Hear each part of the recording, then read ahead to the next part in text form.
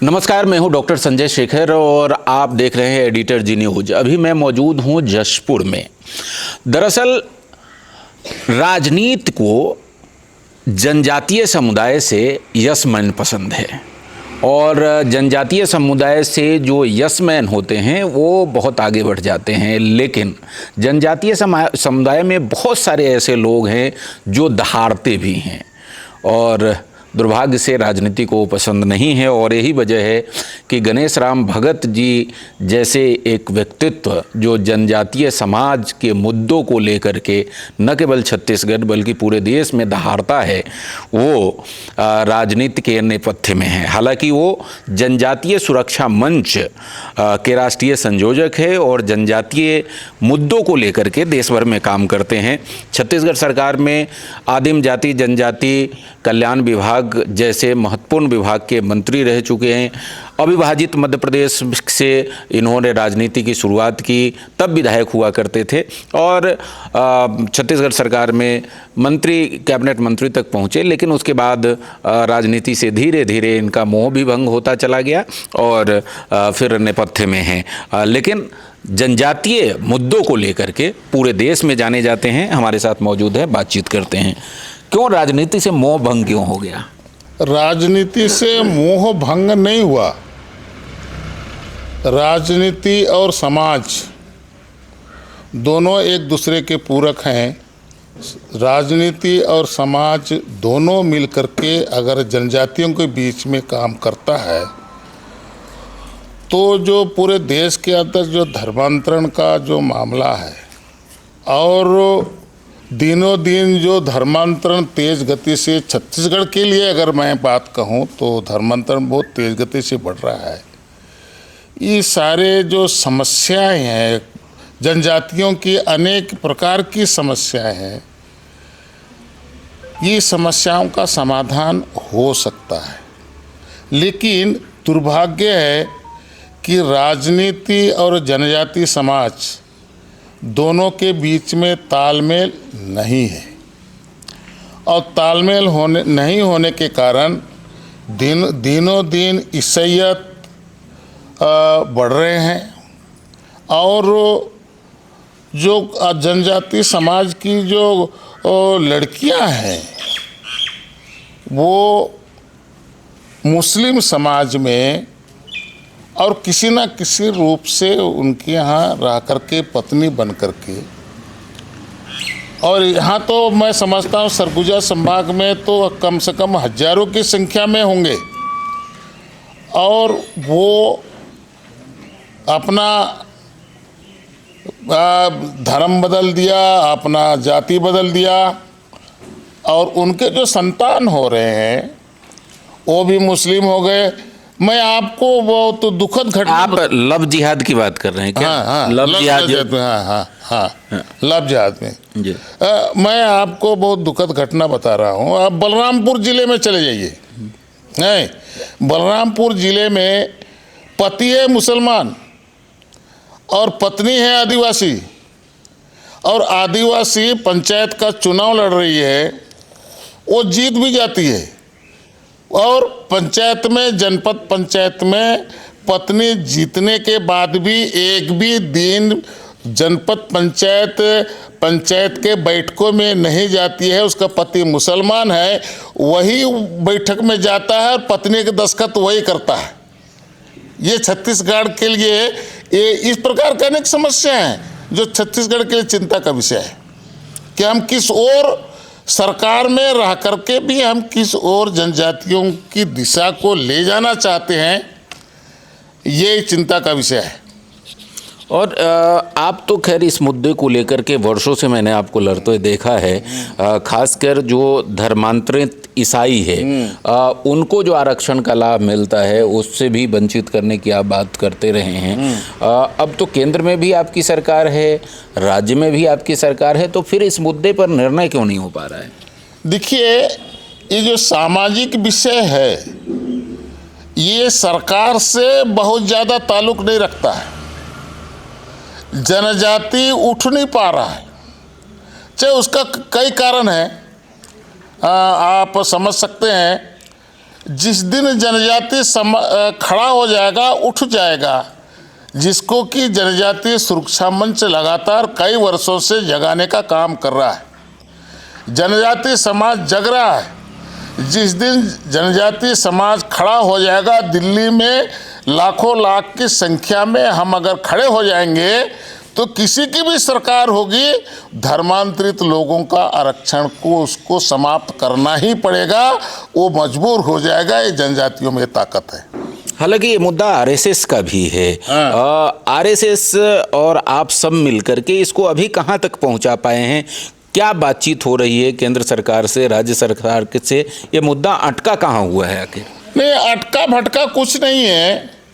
हम लगातार रैली, जुलूस, सम्मेलन वगैरह वगैरह, जितने जो जनजातियों के विषयों के बारे में जितना चिंतन मनन करना चाहिए, जागरूक करना चाहिए, हम लगातार काम कर रहे हैं।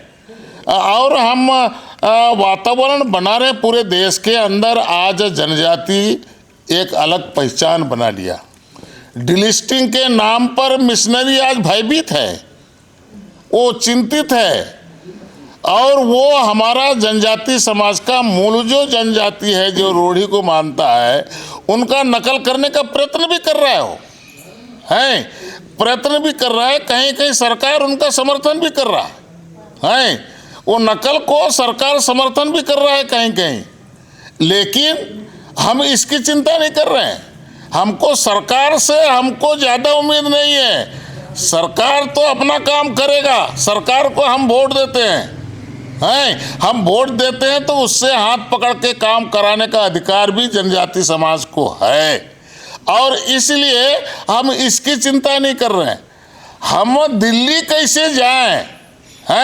हम आज तक देश को आज़ाद हुए इतने साल हो गया, आज भी गांव गरीब लोगों के बीच में आप चले जाइए, उनके पास पहनने के कपड़े नहीं है, 2 टाइम ठीक से भोजन नहीं कर रहा है।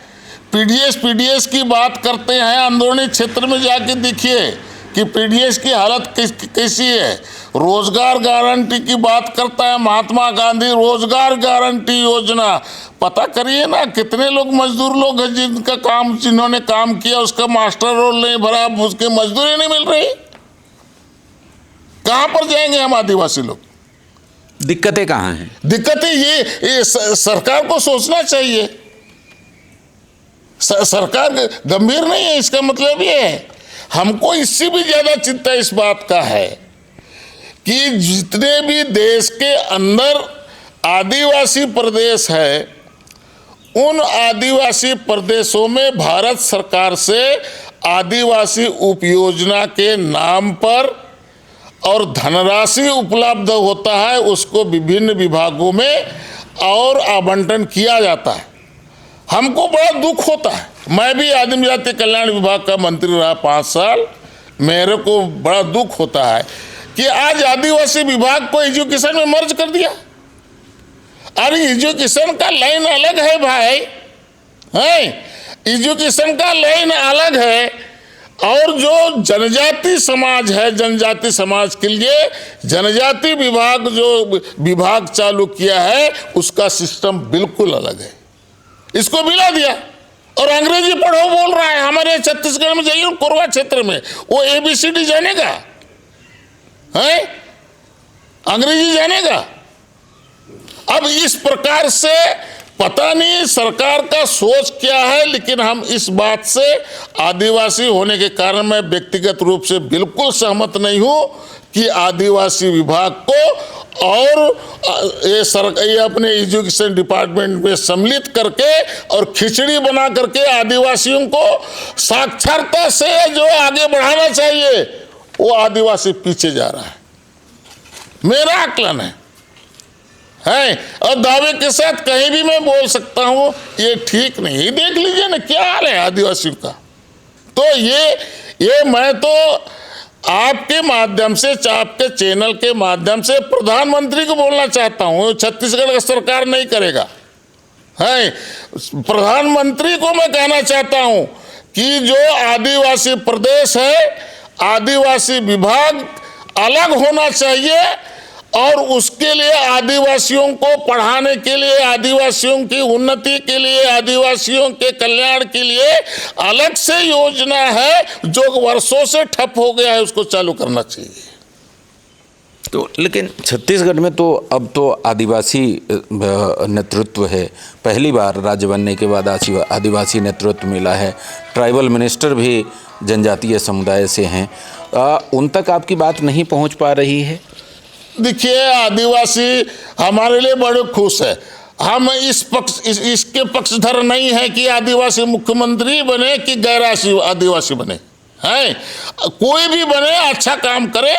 आदिवासी मुख्यमंत्री बनाया प्रधानमंत्री जी, उनको मैं बधाई देना चाहता हूँ, शुभकामनाएं देना चाहता हूँ, बहुत अच्छा है। लेकिन जो आदिवासी मुख्यमंत्री जो काम कर रहा है उसका हमारा विरोध नहीं है, लेकिन हमारा ये कहना है कि आप ब्राह्मण हैं, आप जनेऊ पढ़ रहे हैं, जनेऊ पहन रहे हैं आप, हैं लेकिन आप गायत्री का मंत्र नहीं जानते तो किस बात का ब्राह्मण है? आप गायत्री मंत्र नहीं जानते हैं, कथा कहने नहीं जानते, तब ब्राह्मण कैसे है? किस जात का ब्राह्मण हो गए? आप ये कहना चाहते हैं कि जनजातीय भावनाओं को समझना चाहिए सरकार को, जो विभागीय मंत्री हैं उनको? हाँ, नहीं, ये पूरा जो सिस्टम है, जो विगत 15-20 साल से जो सिस्टम चला हुआ है वो सिस्टम को ही बदल दिया। आदिवासी जिंदा रहे लेकिन आदिवासी आगे ना बढ़े। स्कूल खुद खोल दो और मास्टर रहवे ना करे, ये कौन सा सिस्टम है? और हम सख्त विरोधी हैं कि ये जो आदिवासी विभाग को एजुकेशन में जो बदल दिया है, इससे आदिवासियों को बहुत नुकसान हो रहा है। कि आदिवासी विभाग में लगभग 17 विंग है, 17 है। आदिवासी परियोजना, पहाड़ी कोरवा परियोजना और जितने भी ऐसा करके 17 है। माडा पॉकेट भी है, वो आज कहाँ गया? आजकल तो हम देखते हैं कि आदिवासी विभाग का जो आपका ये परियोजना ऑफिस है, परियोजना विभाग को कौन चला रहा है? डिप्टी कलेक्टर है। मैं तो माथा पीटता हूं, ये डिप्टी कलेक्टर परियोजना अधिकारी होगा और उसको लैंड ऑर्डर देखना है, उसको रेवेन्यू देखना है और उसी के लिए उसकी ट्रेनिंग दी जाती है। और ऐसा अधिकारी अगर परियोजना को देखेगा तो आदिवासी का क्या होगा? ये जो सिस्टम है, इस सिस्टम बदलना चाहिए अगर आदिवासी को खड़ा करना होगा तो ये बात आपने मुख्यमंत्री जी से ये सब सारी बातें रखी हैं? मुख्यमंत्री जी को हमरा कौन सुनता है? हमरा सुनता क्या कौन है? कोई सुनता ही नहीं, कोई बोलता ही नहीं है। माडा पॉकेट है। मैं तो खुद गया, वहां पर आदमी को मगर खा जाता था। हाँ, मगर जैसे तालाब के नीचे उतरोगे, 150 एकड़ का तालाब है, मगर खा जाता था। लोगों ने कहा, मैं बोला कि क्या आदिवासी विभाग से क्या कर सकते हैं? उन्होंने कहा कि भाई माडा पॉकेट है, यहाँ तो पैसा दे सकते हैं। हमने बहुत बड़ा उसको, लोगों को जीवन रक्षा के लिए क्या क्या उपाय गांव वालों ने किया, मैं खुद जाके करके आया। तो ये सब संस्थाएं गई कहाँ? आदिवासी विभाग को चलाने के लिए अलग से प्रशिक्षण होता है। वो आदिवासी स्कूलों में पढ़ाने वाला मास्टर का अलग से प्रशिक्षण होता है। वो एजुकेशन से उसका तालमेल बिल्कुल नहीं है। और इस तालमेल को इन लोग, पता नहीं किसका अकल है, क्या है, लेकिन मैं आदिवासी हूँ, आदिवासी नेता भी हूँ और आदिवासियों के बारे में बहुत बारीकी से और बहुत अच्छी तरह से जानता हूँ। आदिवासी के बारे में कोई भी सवाल पूछे, हम बताने के लिए तैयार है। और इसलिए मैं दावे के साथ कह सकता हूं कि आदिवासी विभाग को लोग सत्यानाश कर रहा है। डिप्टी कलेक्टर बैठ रहा है और कोई लोग बैठ रहा है। अरे भाई, उसके लिए प्रशिक्षित आदमी आता है। आपको तो मेरे से ज्यादा दुख होगा। पहाड़ी कोरवा लोग हैं, यहां पर पहाड़ी कोरवा प्राधिकरण है, पहाड़ी कोरवा प्राधिकरण में जो कोरवा लोग रहते हैं उनका जमीन को औने पौने में खरीद करके और गैरवासी लोग आदिवासियों के नाम पर और उनको भूमिहीन कर दे रहा है। ये काम प्राधिकरण का है, पहाड़ी कोरवा प्राधिकरण का है।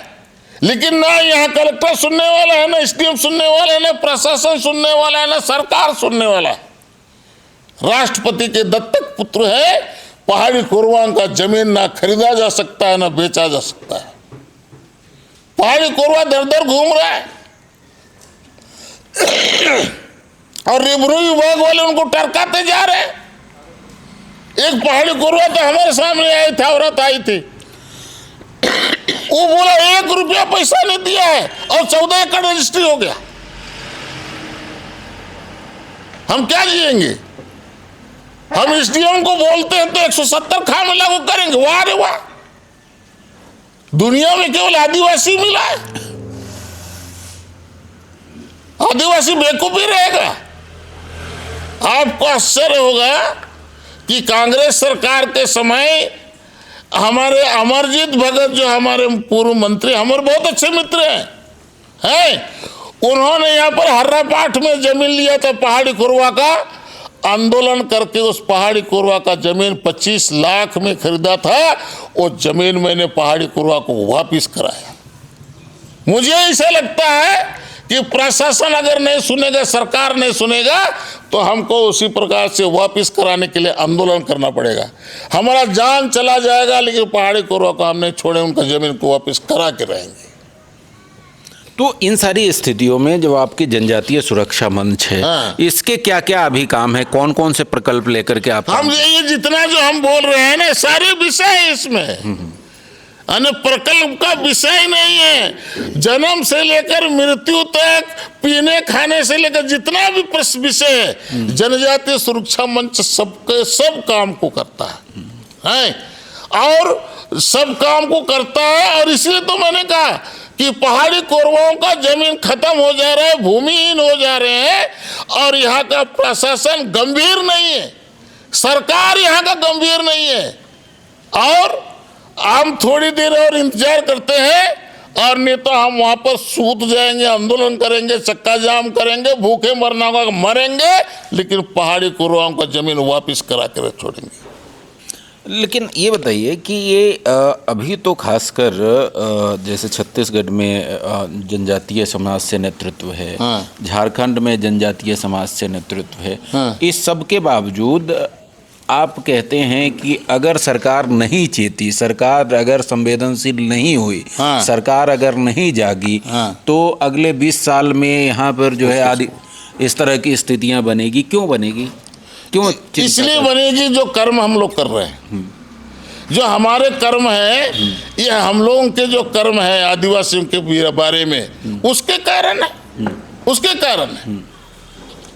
अभी तो आपको बड़ा असर होगा, आपने चिट्ठी पढ़ा होगा कि ये देश के आजाद होने के बाद पहली बार हमने देखा कि आदिवासियों को पर्व त्योहार के लिए तारीख सरकार तय कर रहा है। सरकार तय कर रहा है। कौन सी सरकार है जिसको अधिकार है पर्व त्योहार को, आदिवासियों के कार्यक्रम को तय करने का? आदिवासी स्वतंत्र रूप से जीने वाला जनजाति है, उसका पर्व त्योहार, संस्कृति, रीति रिवाज उसका अलग है, उसको उसी हिसाब से जीने का अधिकार है, और सरकार ऐसा करती है। जब हमने हाईकोर्ट जाने की बात कही तो फिर वो कैंसिल भी हो गया। तो हमको समझ में नहीं आ रहा क्या हो रहा है। झारखंड में तो कितने आंदोलन हो रहे हैं, झारखंड में आदिवासी लोग जग रहे हैं, कितने हमारे नाम पर पुतले जल रहे हैं। ये ईसाई मिशनरी बोलते हैं कि संघ के बाहर आगे हम जाने नहीं देंगे, झारखंड में जाने नहीं देंगे, तो इसको मार देंगे बोलता है। दो बार हमको माइंस का अटैक हुआ है, मैंने तो भगवान बचा दिया। 3 बार मेरा पैर एक्सीडेंट हुआ, लेकिन मैं तो जिंदा हूँ, जिंदा रहूँगा, भी मरने वाला नहीं, जब तक कि बीमारी ठीक नहीं हो जाएगा। लेकिन ये जो ईसाइयत का हमला है, हाँ। ये आरएसएस कहती है कि सुनियोजित अंतर्राष्ट्रीय षड्यंत्र है। हाँ। इसी तरीके से जो लव जिहाद है, हाँ। उसको भी आरएसएस कहती है कि सुनियोजित षड्यंत्र है। हाँ। आपका क्या आकलन है, किस तरह से आप इसको देखते हैं? देखिए, हम खेत में फसल लगा दिए और उसके बाद हम घर में खेत में गए ही नहीं, और जब धान पकने का फसल पकने का समय हुआ उस समय हम हंसुआ लेकर के काटने के लिए चले गए। उस समय फसल मिलेगा क्या? मिलेगा? जब हम 6 महीने हम गए ही नहीं फसल लगाने के बाद, तो जानवर नहीं चल जाएगा? तो हम केवल बोलते हैं, जमीन में करते नहीं है। व्यवहारिक रूप से हम नहीं करते हैं। अब मांदर किसको बोलते हैं, ढोलक किसको बोलते हैं, हड़िया किसको बोलते हैं, रानू किसको बोलते हैं, मुर्गा किसको बोलते हैं, बकरा किसको बोलते हैं, किस समय पर बकरा कटता है, किस समय मुर्गा कटता है, किस समय हड़िया पीता है, ये सब तो आपको जानकारी ही नहीं है, तो आप रोकोगे कैसे? अरे जाओ ना भाई, उनके साथ हड़िया पियो एक आध गिलास, तो समझ में आएगा। हम बिल्कुल सहमत नहीं। तो आखिर इस समस्या का समाधान कैसे होगा? हम लोग कर रहे हैं, जनजातीय सुरक्षा मंच कर रहा है, करके बता देंगे हम लोग। हाँ, आने वाले कुछ समय में हम लोग 10 लाख आदिवासी लोग दिल्ली में रहने वाले हैं। ये योजना बन रही है, 10 लाख आदिवासी जाएंगे, अपने भाड़े से जाएंगे, पैदल जाएंगे, जैसा भी जाना होगा, 10 लाख से कम नहीं जाएंगे। और जब तक सरकार हमारी बात को नहीं मानेंगे, तब तक हम वहीं सुतेंगे, वहीं रहेंगे, और मरना होगा तो मर जाएंगे, लेकिन लौटेंगे नहीं। आखिर मांग क्या है, क्या किन मुद्दों को लेकर? ये तो आदिवासियों की भावनाओं के अनुकूल काम होना चाहिए। और जो धर्मांतरित लोग हैं, आज स्थिति ये है कि जो जनजाति है, जो रूढ़ी को मानता है, उसको कुल जो बजट है, कुल जो पैसा है, एक आदमी को 100 रुपया देना है मान लीजिए, उसमें से 80 रुपया ईसाई ले जा रहा है, और 20 रुपया हमको मिल रहा है, और लोग सुनने को तैयार नहीं है। ये तो प्रशासन का काम है ना, हल्फनामा आजकल भरना पड़ता है कि अगर कोई गलती हुई, त्रुटि हुई, तो उसके लिए जिम्मेदार कौन होगा? आवेदक होगा। यहां का कोई भी एसडीएम पूरे प्रदेश का कोई ऐसा आवेदन को जांच किया? वो लिखा रहा है कि जाति क्रिश्चियन, धर्म हिंदू, हमारा भगवान कौन सा, महादेव, कौन सा पर्व को मानते हो, करम को, कौन सा पर्व को मानते हो, तो दीपावली को। ये मूल जो रूढ़ी को मानते हैं, वो शब्द को लिख करके वो एसडीएम के पास जमा कर रहा है। एसडीएम उसको स्थायी जाति प्रमाण पत्र दे रहा है। एसडीएम की जवाबदारी नहीं है कि ये जो लिख रहा है उसके लिए उसको जांच नहीं करना चाहिए। मेरा तो आरोप है छत्तीसगढ़ प्रदेश के ऊपर कि छत्तीसगढ़ में ये कानून बना है और उसके ऊपर जो गंभीर नहीं है प्रशासन, सरकार गंभीर नहीं है, और उसके कारण भी धर्मांतरण बहुत जोर से हो रहा है। ये आदिवासियों के लिए बहुत बड़ा चिंता का कारण है। तो ये जो 10 लाख लोग आप लोग जाने वाले हैं दिल्ली, इसकी कार्य योजना क्या है, कब तक ये प्लान होगा? योजना चल रही है। 10 लाख लोगों को लेके जाना है, वहाँ रुकने की व्यवस्था, कई प्रकार की परिस्थितियां हैं, तो समय लगेगा, लेकिन 10 लाख लोग जाएंगे पूरे देश से। 700-750 जनजाति हैं, सारे लोग जाएगा, सब जाति के लोग जाएंगे, ढोल मांदर नगेरा सब लेके जाएंगे, पूरा दिल्ली का हवा बिगाड़ देंगे, डम डम डम डम बजा के। सब हम लोग तबाह कर देंगे। हम लोग आदिवासी बोका लोग हैं, लंगटा चुद्दी लोग हैं, हम लोग को क्या करना है? हम लोग का अकल थोड़ी है लोग हम लोग को अकलवान कहाँ बनने देता है? तो हम लोग बेअकल लोग हैं, जाएंगे नाचेंगे कूदेंगे, सरकार को जेल भेजना है भेजे, नहीं भेजने है मत भेजे, लेकिन डिलिस्टिंग जब तक नहीं होगा, पास नहीं होगा, तब तक हम वापिस आने वाले 10 लाख लोग नहीं है। यही काम चल रहा है, उसी को हम पक्का कर रहे हैं। जी, तो अपनी चिर परिचित शैली में दहाड़ रहे हैं गणेश राम भगत जी। और जैसा कि मैंने शुरुआत कही थी कि राजनीति को ये पसंद होता नहीं है, और यही वजह है कि जनजातीय समाज से दहाड़ने वाली ये आवाज़ जो है वो राजनीति में जो है वो ठीक ठाक फिट नहीं बैठ पाई, लेकिन अपने जनजातीय समाज के लिए ये दहाड़ रहे हैं और दहाड़ते हुए कहते हैं कि बहुत जल्द 10 लाख जनजातीय समुदाय डीलिस्टिंग को ख़त्म करने के लिए, डीलिस्टिंग को लेकर के, डीलिस्टिंग का जो इनका मुद्दा है कि जो आदिवासी, धर्मांतरित आदिवासी है, उनको आरक्षण का लाभ नहीं मिलना चाहिए, उसको ख़त्म किया जाना चाहिए, इस मांग को लेकर के अब ये तमाम जनजातीय समाज के साथ, समुदाय के साथ दिल्ली में दहाड़ने की तैयारी कर रहे हैं। संजय शेखर, एडिटर जी न्यूज़, रायपुर।